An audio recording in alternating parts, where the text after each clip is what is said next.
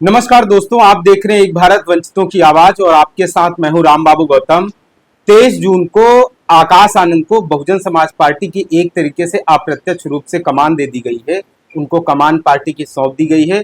अब बहुजन समाज पार्टी में जितने भी बड़े फैसले लेंगे, जितने भी बड़े बड़े फैसले होंगे, वो सब आकाश आनंद के द्वारा जो है वो लिए जाएंगे। और ऐसा लगता है कि आकाश आनंद ने अपनी टीम बनानी शुरू कर दी है, क्योंकि जिस तरीके से आकाश आनंद को 23 जून को कमान सौंपी गई है, उसके बाद धीरे धीरे Bahujan Samaj party social media पर जिस तरीके से सक्रिय हो रही है, उसके बाद ऐसा लगता है कि ये शायद आकाश आनंद का बसपा पर प्रभाव धीरे धीरे दिखने लगा है। मैं आज पंजाब की बात करूंगा। पंजाब में वहां पर आजाद लोकदल एक पार्टी है, क्षेत्रीय पार्टी है वहां पर, लेकिन वो पार्टी बहुत ज्यादा सक्रिय रहती है और उस पार्टी ने बहुजन समाज पार्टी के अंदर अपना जो है वो विलय कर दिया है। तो ये अपने आप में एक बहुत बड़ी खबर है। पंजाब जहां पर सबसे ज्यादा दलितों की आबादी है, करीब 32%, 2011 की जनगणना के मुताबिक पंजाब में करीब 32% के आसपास दलित आबादी है। और पंजाब को एक तरीके से दलितों की राजधानी, दलितों का गढ़ कहा जाता है।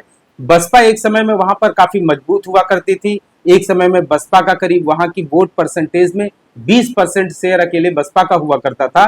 तो इस समय जो है बहुजन समाज पार्टी के लिए पंजाब जो प्रदेश है वो बहुत ज्यादा मायने रखता है। और पंजाब में आजाद लोकदल पार्टी का बसपा में विलय होना ये अपने आप में बता रहा है कि पंजाब में बहुजन समाज पार्टी ने फिर से ग्राउंड लेवल पर तैयारी शुरू कर दी है। पंजाब में बसपा को मजबूत करने के लिए अंदर खाने रणनीति बनाई जाने लगी है।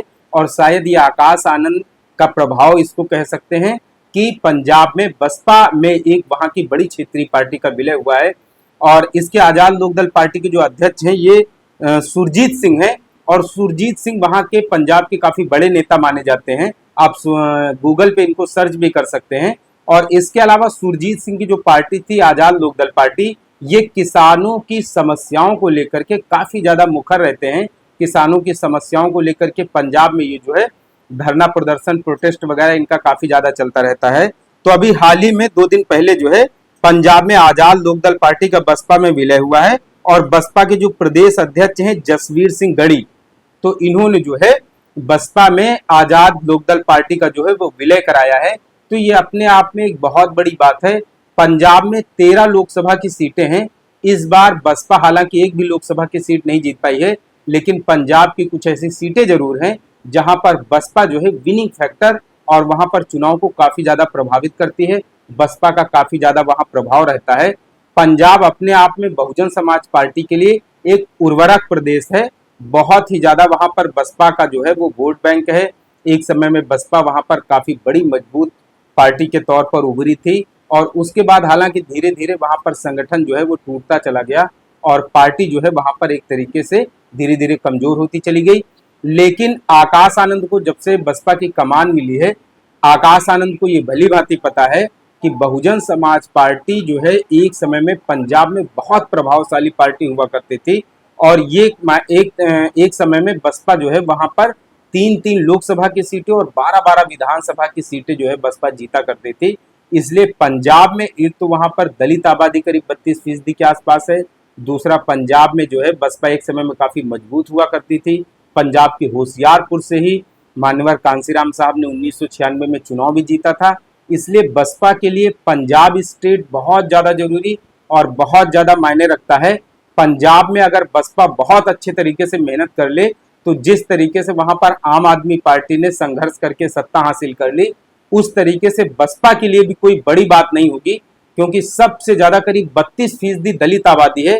और अगर बसपा वहां मजबूती से काम करे, दूसरे लोगों, दूसरी जातियों को जोड़ करके रणनीति बना के स्ट्रेटेजी के साथ काम किया जाए, तो पंजाब में आने वाले समय में बसपा अकेले दम पर वहां छोटे छोटे दलों को साथ मिला करके सरकार बना सकती है। 2022 के विधानसभा चुनाव में भले ही बसपा को अच्छी सफलता नहीं मिल पाई हो, शिरोमणि अकाली दल के साथ बसपा का गठबंधन भी हुआ था, लेकिन आपको बता दें कि पंजाब में बसपा का स्वर्णिम इतिहास रहा है। पंजाब में बसपा ने बहुत अच्छा प्रदर्शन किया है। मैं आपको सिलसिलेवार बताता हूं कि किस तरीके से बसपा जो है वहां पर पंजाब में बहुत मजबूत स्थिति में हुआ करती थी। 1984 में बसपा का गठन हुआ है और उसके बाद 1989 में जब लोकसभा के चुनाव होते हैं तो बसपा पंजाब में एक लोकसभा सीट पर चुनाव जीतती है। उसके बाद 1991 में फिर से बसपा वहां पर लोकसभा की एक सीट जीतती है और उसके बाद 1992 के लोकसभा चुनाव में बहुजन समाज पार्टी पंजाब में 3 लोकसभा सीटों पर जो है वो जीत दर्ज करती है। और इसके अलावा जो है पंजाब 1991 में बसपा इतनी ज्यादा मजबूत हो गई थी पंजाब में कि अकेले पंजाब की जो टोटल वोट परसेंटेज है उस पे 20% वोट शेयर बसपा का हो चुका था।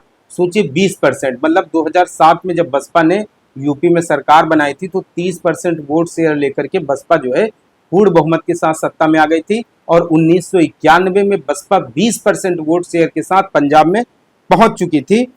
तो उसके बाद 1996 में मानवर कांसीराम साहब भी होशियारपुर से पंजाब के लोकसभा का चुनाव जीते थे।